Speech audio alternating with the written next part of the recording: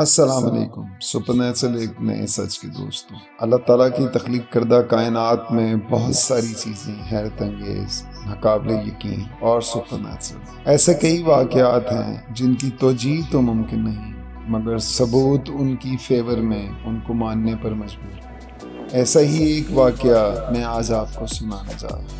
New York times ने 1954 में एक आर्टिकल लिखा जिसमें उन्होंने लिखा कि यह हकीकत से करीब और वाज़िया तरीन वाक़या है किसी भी इंसान के दोबारा जन्म लेने का। क्या इंसान वाकई ही दोबारा जन्म ले सकता है या ये सिर्फ एक देवमालाई दास्तान? चलें तो फिर इस दास्तान को शुरू करते हैं। ये वाक़या लंदन के एक लोअर मिडिल क्लास फैमिली में पैदा होने वाली एक लड़की जो कि अपने वालिदैन की इकलौती बेटी थी, एडी डॉर्थी का है। डॉर्थी जब 3 साल की थी तो हादसाती तौर पर सीढ़ियों पर से गिरने की वजह से बेहोश हो गई। जब डॉक्टर को मौके पर बुलाया गया तो उसने उसके क्लिनिकल एग्जामिन के बाद उसको डेड डिक्लेयर कर दिया। अभी फैमिली ये सारे मामलात को देख ही रही थी तो ऐसा महसूस हुआ जैसे डॉर्थी के कमरे में कोई खेल रहा है। जब जाकर मौके पर देखा गया तो डॉर्थी अपने बेड पर बैठी खेल रही थी। अब सारी फैमिली डॉक्टर को सवाल तलब नजरों से देख रही थी और डॉक्टर खुद हैरान और परेशान इस बात की कसम खाने के लिए तैयार था। उसके क्लिनिकल एक्सपीरियंस के मुताबिक डॉर्थी मर चुकी थी। डॉर्थी के हादसे के कुछ अरसे के बाद उसके लबो लहजे में एक हैरतअंगेज और अजीबोगरीब तब्दीली वाक़या हो गई। उसने एक अजीबोगरीब लबो लहजे और एक्सेंट में बात करनी शुरू की। जब डॉक्टर्स को दिखाया गया तो डॉक्टर्स ने ये कहा कि एडी को फॉरेन एक्सेंट सिंड्रोम नामी एक बीमारी हो गई है जो कि नॉर्मली उन लोगों को होती है जिनके सरों पर गहरी और शदीद चोट लगती है। दोस्तों, बात यहीं पे ख़त्म नहीं हुई। इस वाक़ये के बाद डॉर्थी ने अपनी वालदा को अक्सर ये बताना शुरू किया कि उसको एक ख्वाब आता है जिसमें वो एक अज़ीमुश्शान इमारत में होती है जिसके बहुत तवील और सतह और उसके साथ एक बहुत खूबसूरत बाग है। वो उस बाग की रहने वाली, वो बाग उसका घर है और उसके वहाँ पे बहुत सारे दोस्त हैं। डॉर्थी की मदर ने डॉर्थी को बहुत समझाने की कोशिश की कि ऐसा कुछ नहीं है, लेकिन डॉर्थी उस ख्वाब के बाद इस बात पर हमेशा इसरार करती रही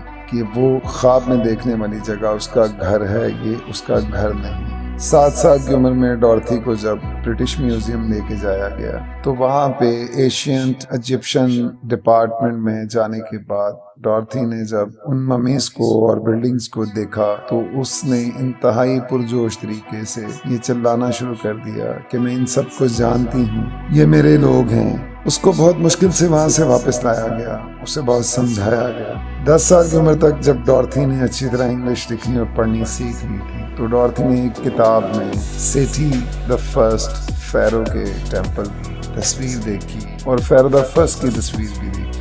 डॉर्थी ने अपनी मदर को बताया कि मैं इसे पर्सनली जानती हूँ और ये मेरा घर है। दोस्तों, ये बात और भी अजीबोगरीब होती जा रही थी कि डॉर्थी ने इंग्लिश के साथ कदीम मिस्री जुबान हायरोग्लिफिक्स को भी पढ़ना और समझना शुरू कर दिया क्योंकि वो भी बहुत छोटी थी। हायरोग्लिफिक्स को दूसरों को समझाने के काबिल नहीं हुई। उसके इस शौक को देखते हुए कदीम मिस्रियात के एक प्रोफेसर ने उसे हायरोग्लिफिक्स सिखाने की हामी भर दी और डॉर्थी ने 14 साल की उम्र में हायरोग्लिफिक्स पे हैरतअंगेज तौर पर कमांड हासिल कर। दोस्तों, इस दौरान डॉर्थी हमेशा अपनी मदर को ये कहती रही कि मैं मुसलसल वो ख्वाब देखती हूँ और वही मेरा घर है। वक्त गुजरता गया और डॉर्थी 27 साल की हो गई।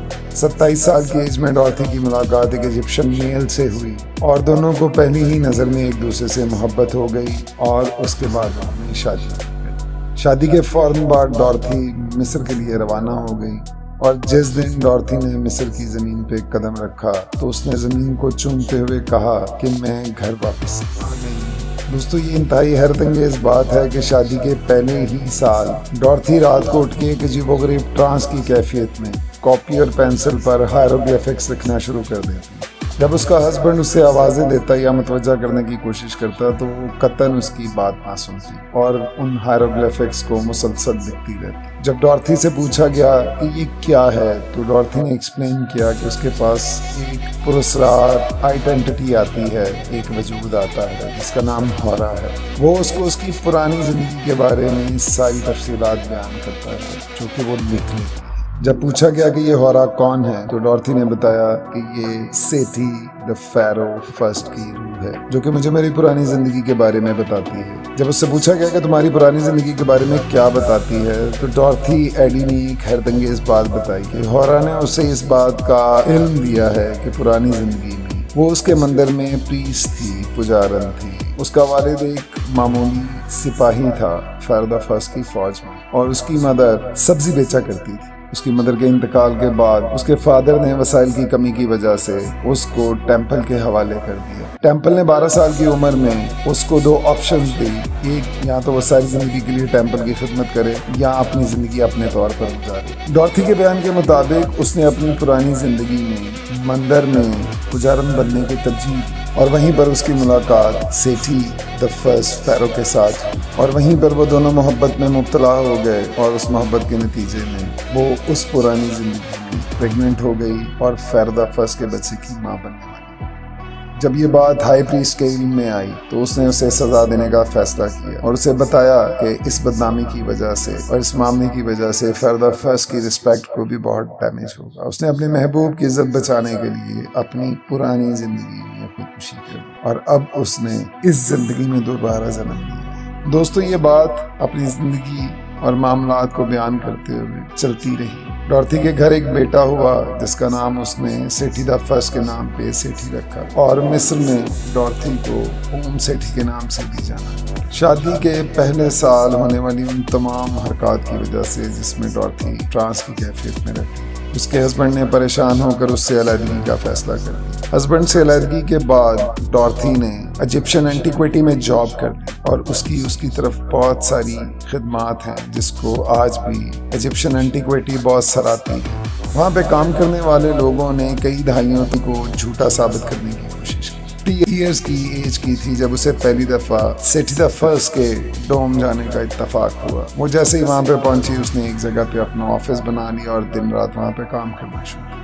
जब तंजीन सेठी से ये पूछा गया कि वो कौन सी जगह है, वो बाग कहाँ है जिसका वो अक्सर जिक्र किया करती थी, तो डॉर्थी ने एक जगह की निशानदेही की और उसकी डायमेंशन तक बताई कि आप इस जगह की खुदाई करें, वो बाग यहाँ पे है। जब वहाँ की खुदाई की गई तो वाकई ही वहाँ से एक बाग निकल आया। डॉर्थी ने यहाँ तक बताया कि फलां जगह पे फलां तर्ज का दरख्त था और फलां जगह की इमारत या तामीर वहाँ पे मौजूद थी। जैसे जैसे खुदाई होती गई डॉर्थी की बताई हुई एक एक बात सच साबित होती चली। ये कैसे मुमकिन था? ये हैरतअंगेज बात है। डॉर्थी ने उन्हें यहाँ तक बताया कि अगर आप इस टेम्पल के वेस्ट में खुदाई करोगे तो फैरदा फर्स्ट के मकबरे में जाने वाली खुफिया सुरंग का रास्ता भी निकल आएगा। दोस्तों, हैरतअंगेज तौर पर जब उस टेम्पल के वेस्ट में खुदाई की गई तो वो सुरंग भी डिस्कवर हो गई। डॉर्थी ने 81 ईयर्स की एज पाई, और at the age of 81 she depart from that physical world, और उसका इंतकाल हो गया। दोस्तों, ये बात एक मोमेंट से कम नहीं है कि उसको वो सब कैसे पता था कि इस जगह पर बाग है और इस जगह पर अंदर जाने की खुफिया सुरंग। इसके अलावा हायरोग्लिफिक्स में की गई उसकी तमाम रिसर्च और जो भी उसने ग्राउंड ब्रेकिंग रियलिटीज वहाँ पे बताई वो सब हैरतअंगेज थी, पर आज भी उनको अप्रिशिएट किया जाता है। उस पर बहुत सारी बुक्स लिखी गई, उसने खुद भी बहुत सारी बुक्स लिखी। मैं आज भी ये बात सोच के हैरान होता हूँ कि हमारे मजहब के मुताबिक तो ये नामुमकिन है, लेकिन हिंदू मत और एशियंट इजिप्शियन इस बात पे बिलीव करते हैं। दोस्तों, कहीं ये ऐसा तो नहीं है कि ये किसी और डायमेंशन या किसी और जगह से ताल्लुक रखने वाली आइडेंटिटी ने उन्हें ये सारी इंफॉर्मेशन दी। आपका इसके बारे में क्या ख्याल है? हमें अपनी आरा से ज़रूर आगाह कीजिए। तहरीर और आसार के इस सफ़र में हमारा साथ दीजिएगा। मुझे आपके कमेंट्स का इंतज़ार रहेगा। अपना बहुत बहुत ख्याल रखिएगा।